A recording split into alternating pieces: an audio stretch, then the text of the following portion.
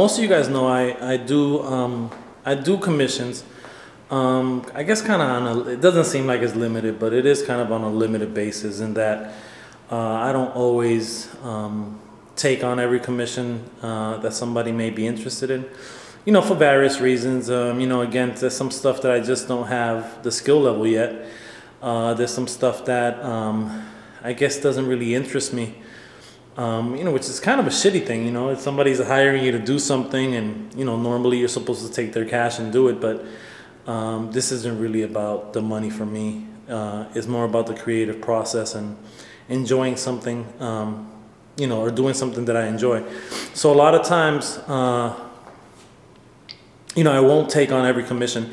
This is actually a commission for a comic book, I want to say it's a comic book store, manga store, in New York City, and I was Darius actually got me this gig. I believe he works at that comic book store. I hope I'm not.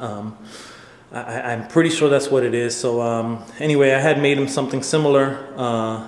He showed it to the powers that be, and they said, you know what, let's contact him and see if he can do 4 of them for us. So here are the 4, and they're pretty much done in terms of the carving. They're all magnetized. What I tried to do is I tried to do every single one a little bit differently. I mean, overall it's the same theme. There's brick, there's cement, but the goal was to do something a little different from each other. So what I decided to do is just patterns, just to switch the patterns up. So as you can see here, this is you know, brick, but just pretty much in the middle there, with cement wrapping up the brick. And then over here we have you know, again, bricks in the middle, but now there's cement in the bottom, cement up top, a little space in between, and then some more bricks on the corners. And then this one was two sections of bricks and just cement in the middle. So that was, you know, went away from bricks in the middle and just did the cement in the middle. And then the last one was mostly brick and just cement up top. All of them are 12 by 12 by 12, pretty much. All of them are 12 inches across, 12 inches deep, 12 inches tall. So yeah, man, I mean, I definitely appreciate the work. I'm not getting rich off of these, man, by any means whatsoever. You know, it's the amount of time and effort that I put into dioramas, and I've said this before, it can't really equal that pay. I mean, I would have to, you know, get commissioned by bigger, you know, toy companies or what have you to really make any kind of bank. In the meantime, you know, it's just extra cash for my pocket, extra cash for, you know, action figures, and what have you. But at the same time, you know, like I remember going to Mr. Cartoon, you know, famous tattoo artist from LA, had come down to do an event. I remember somebody asking, like, yo, you know, how much do you charge for a tattoo? And they kind of got into a conversation, and I overheard him saying, listen, you know, that tattoo lasts forever. You know, that cash comes and goes. And, you know, although these don't last forever, you do have a piece of art. And the cash that I got from this piece of art, it doesn't, you know, it's gone eventually. So, yeah, you know, at the end of the day, for me, it's more about the process. It's more about enjoying these and just getting the reaction from people when they receive them. And people, you know, they're amped, you know, and they finally have something that, you know, they can put their action figures on. So that's more satisfying to me than that, you know, that check, that cash that I'm getting at the end is more your reaction to this and you know, how you use it in something that can become part of your collection. So yeah, so pretty much I'm done carving them out for the most part. I think what I'm gonna do is go back on all of them and press in some of the bricks as I usually kind of do. I have this little piece of wood, so what it does is it, you know, it kind of sinks in some of the bricks and it gives it a nice feel.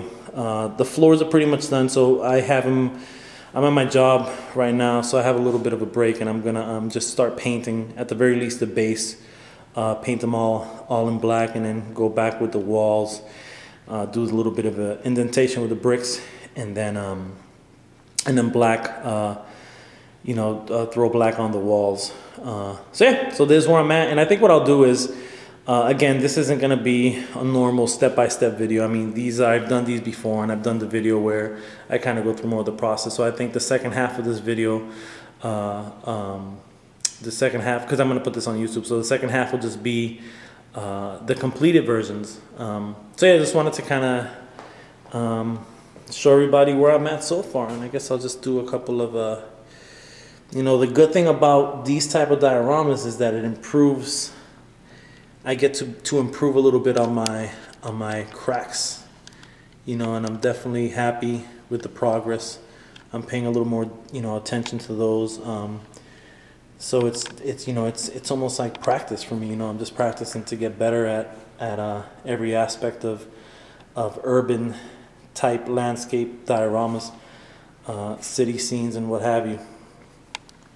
So, you know, it's definitely given me that opportunity to do that, and that's never a bad thing. Alright, y'all. So,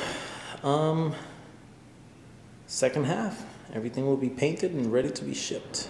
Alright, so I am officially done with these 4 dioramas that are being shipped off to New York City today.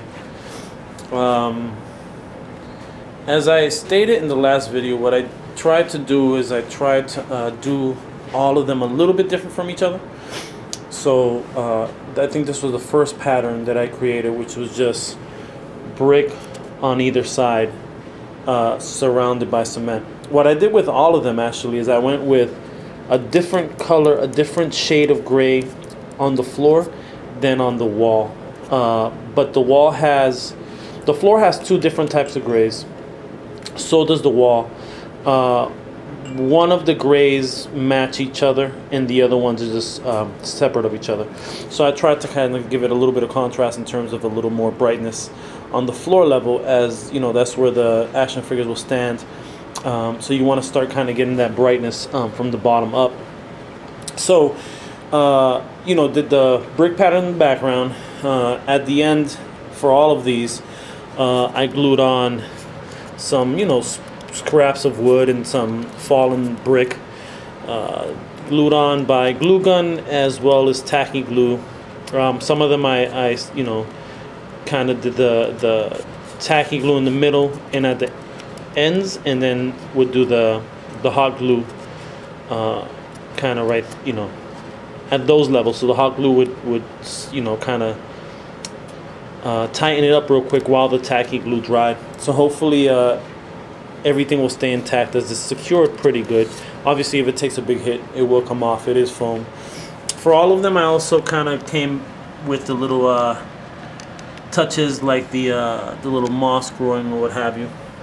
And all of them were airbrushed in black to kind of give it that dirty feel, and then airbrushed in brown to kind of give it the dirt feel. So that was the pattern, with just, again, the brick in the middle surrounded by the cement concrete. This one was just concrete up top, and then brick, you know, covering the rest of it. So no cement on the bottom or on the sides. This one was cement in the middle, and then the brick on the side, and then wrapped by cement. And then lastly was this one, which was you know, just bricks on the ends, and then a little bit of cement in between, and then the brick in the middle, all wrapped up by, you know, concrete cement. So these were, it was challenging because I had to try to get these done in a couple of weeks, and so it was cutting, you know, it was the equivalent of basically 2 2-foot dials, you know, and just split up. So these are all 12 inches across, 12 inches deep, 12 inches tall, so 12 by 12 by 12 for all of these. Obviously all are magnetized,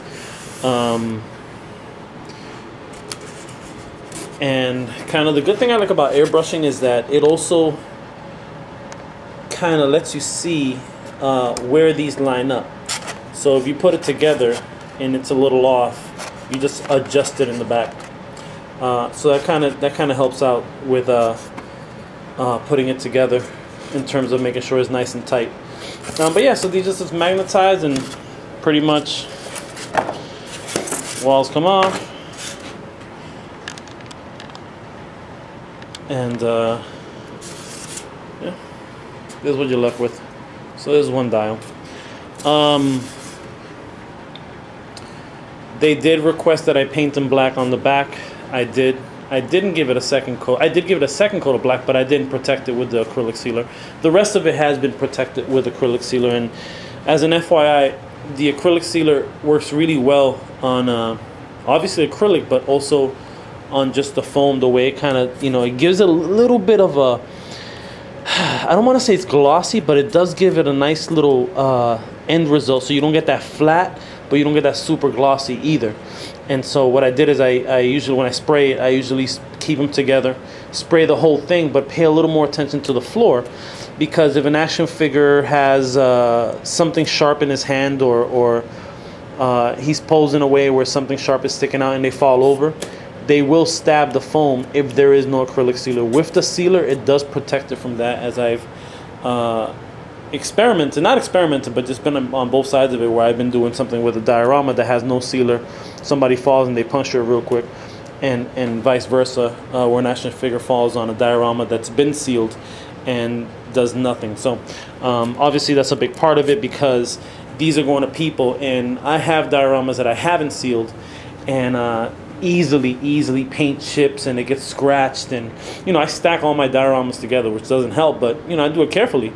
But not all of them are sealed, so I need to start getting on that. I usually seal the commissions, obviously, and then mine once in a while. Yeah, man. So this is the end result. You know, it's funny because at one point, you know, as I'm making these, I keep laying them out, as I usually do anytime I make dioramas. As I'm going through the process, I'll lay it out. But at one point, I had them kind of on one table, and kind of had them doing this, and I thought it looked real cool. So if somebody, you know, this is going to a anime comic book manga type store, and they're gonna sell it at retail, you know, but if somebody was to get all four of them, you'd get a cool little enclosed type of you know, like a little inside of trapped between buildings or whatever. You can set up some real cool fight scenes. So at one point they kind of ended up lining up like this, and I thought it was a real cool look. But yeah, man, these are done. I am working on that 5th diorama that is now, apparently it's pronounced diorama. I say diorama. I'm gonna keep saying diorama because I just think it's easier for me. But yeah, man, I'm working on that 5th diorama, and pretty much black washed. I got to work on a street, but that's almost done. And then I just, you know, I'm lined up for a couple other jobs, which is cool.